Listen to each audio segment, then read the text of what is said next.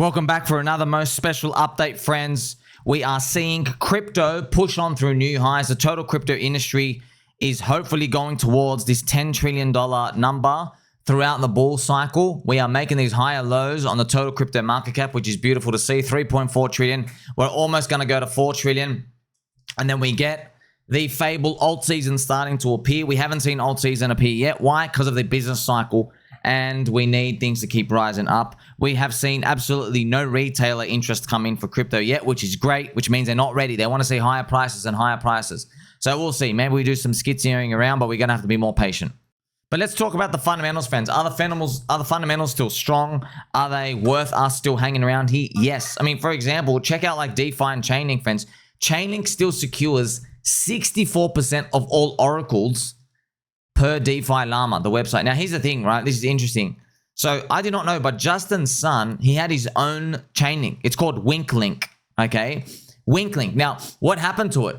They literally just gave up, which is just crazy because Justin usually like just copy pastes everything. He's almost like does like Richard Hart. It's like, oh, that works. I'll take it. I'll use it. And we do that. They actually gave up on the Oracle part. And now they just use ChainLink, which is interesting. Also, look at this. DeFi projects Camino and Jupiter also use ChainLink. So that's a sign of these boosting strong network effects. Remember, friends, as well, ChainLink is, okay, it's about 15 bucks. What is it right now? Around 15 bucks. Yeah, $15, $16. I'm hoping it goes towards the highest fib level, which I can show you right here. If you go look at Painlink, you just draw a giant fib. Because it's still in the second cycle now, and it's not the third one, I'm hoping it goes to like 180 to 200 bucks. It is about 100 billion market cap up here. I hope we actually do get there.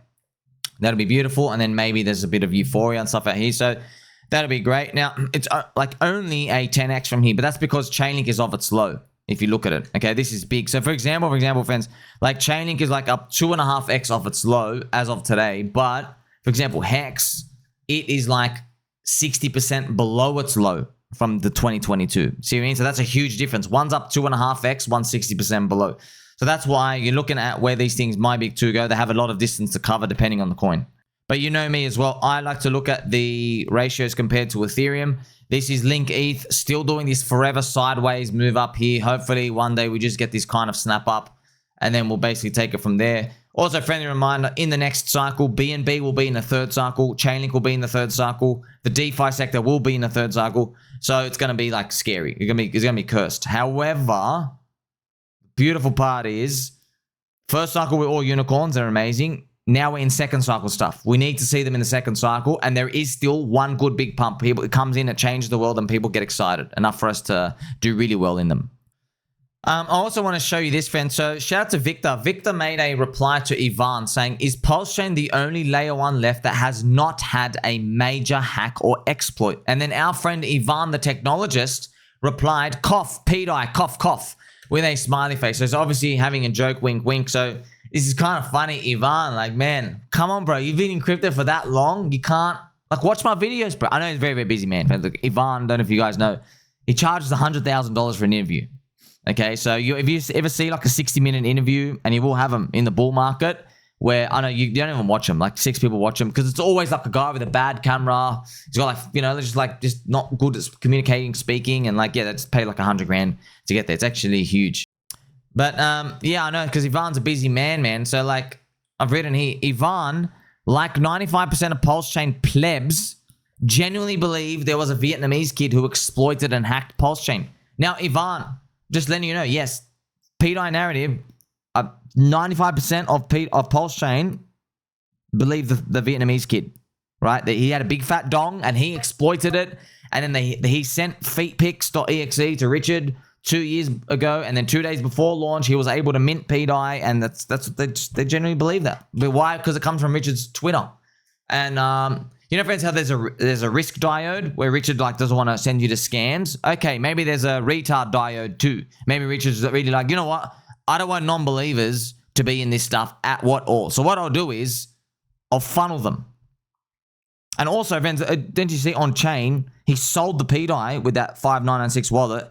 Some of it moved to PulseX, some of it moved to Most. He's like, okay, You're going to PulseX. You want DeFi buy and burn? Okay, sweet. It's going to buy and burn without you even needing to believe in the coin. Sweet. Okay, and then the other part, what about the meme coiners? Here, come follow a meme coin. No more pDAI left in the wallet. It's literally just believers left. Believers only. I do have Pulse, PulseX, EX, PX. I have all of them. This one's just a fun one. Everyone incorrectly thinks PulseChain is no longer 100% flawless operation and uptime. So they actually think that Richard got done. You know, it's just interesting, I guess. It's interesting. It makes me happy because I bought the fee. Did you buy the fee or did you sell the fee? PulseChain pDAI is the greatest crypto story ever told, and it's up 19x in 1 month. That's funny. pDAI only needs to do 80% from here, and it erases all the Maria FUD, which is beautiful. I mean, this is the chart right here. Right now, man, we have erased. Catty committed a homicide on pDAI, tried to kill pDAI for the second time, right? And then sent it to 0, and let's come back. The next level's up the Richard Hart one. Oh, geez, we're so close. We're like 25% and then 50% away. So yeah, man, if you could actually buy it down here, right? If you bought it on there, my gosh, man, you're up like 15 to 20x already. Literally already. Man, that's wild. It can do another 10x and it gets back to the all-time high, 3 cents. That means you'd be up 150x if you bought on the gravestone emoji. Well done. Also, friendly wisdom for you as well. Never give yourself 0% chance of being wrong about anything. This is one of my cute little video clips. So, friend, you learned something about pDAI. Never give yourself 100% chance that you're going to get right or 0% chance of being wrong. Do not do that. You get your ass handed to you, especially in crypto. Okay? It's like basically selling out the money call options or put options. If you're selling out of the money options, you're like, oh, this person is like betting that, you know, this stock is going to go up, you know, 5x in like 3 months. So what people do is they just keep selling the options to people who want to keep buying the insurance. One day, though, you blow up. So you keep winning with a high win rate, but one day you blow up. But that's right. In crypto, you can blow up by missing opportunity cost because you keep saying this thing is dead and this thing is dead and this thing is dead. Just be careful, right? You keep saying this thing is dead. You're buying into that insurance. You're missing out. But you can figure out how you want to allocate into stuff like that. Remember, the coin did go to 0 twice. PulseChain core coins as well, dipping down a bit because Ethereum still needs to recover up higher. Ethereum friends, remember on the CME gap chart, which I have, remember the CME Ethereum futures, it did hit 2600, the CME gap. The next one is up at 3200, and then we're good to go. Then we got to crack that 3800 level. Maybe alt season begins there. We'll see. We're still waiting. Also, friendly message here. Look at this. pDAI going up, huh? No, I will not stop talking about a coin that went up 19x when I told you I was bullish and then I was buying. No, I will not do that. Okay? Where's your 19x for me? Where are all these people? Go talk about something else. Where is the 10, 20x opportunity for me? Where is it? You don't have the highest value content. I do. Because you're all sheep. You like to buy high.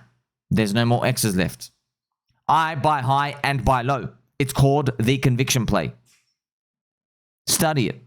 That's how you win in crypto. You know who else bought the high? Richard Hart of Bitcoin. He bought the high at 32 bucks. You know that? Right here. Let me take you back in time. He literally bought the... Friends, he literally watched... Richard did... Okay, look. Bitcoin literally went up in a straight line. It went up 500x. And then he bought the top. And then it dropped 94%.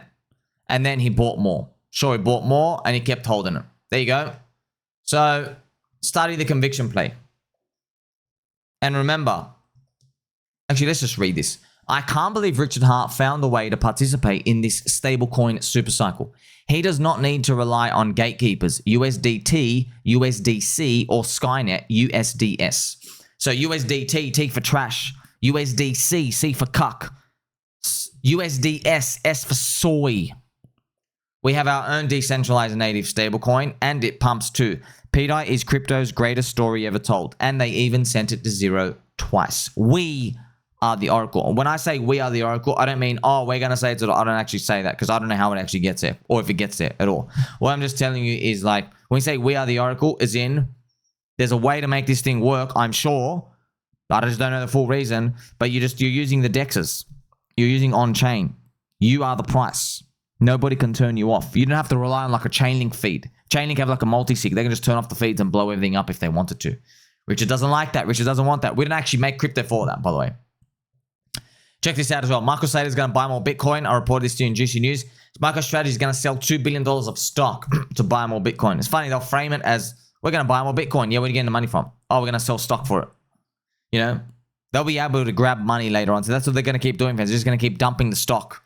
They're going to keep dumping the stock to buy Bitcoin, which hopefully goes up and it raises their stock price, and they get like further and further in the S&P 500, and they're trying to create that cyclical vortex. Now all the S&P 500 money has to allocate more into it, which helps with the bid on it, so then they can just keep doing it and they're doing the turbo loop. But eventually it doesn't work, okay? Obviously when the market price goes down. So I think it's now probably interesting time to have a look at the Bitcoin price chart right here. The Bitcoin price chart, friends. And it's beautiful that we are now in the monthly area and we're going to crank. So $110,000. I'm just going to show you on the fib quickly right now where we could be headed. The fib from here to here, it's around 130. So what happens after that? Well, I'll tell you right now, Uncle Bobby said he's selling some. I don't think I'm going to sell some. I want to see business PMI way above 52 and for us to start to crank. Like, subscribe, belly button, or catch you soon.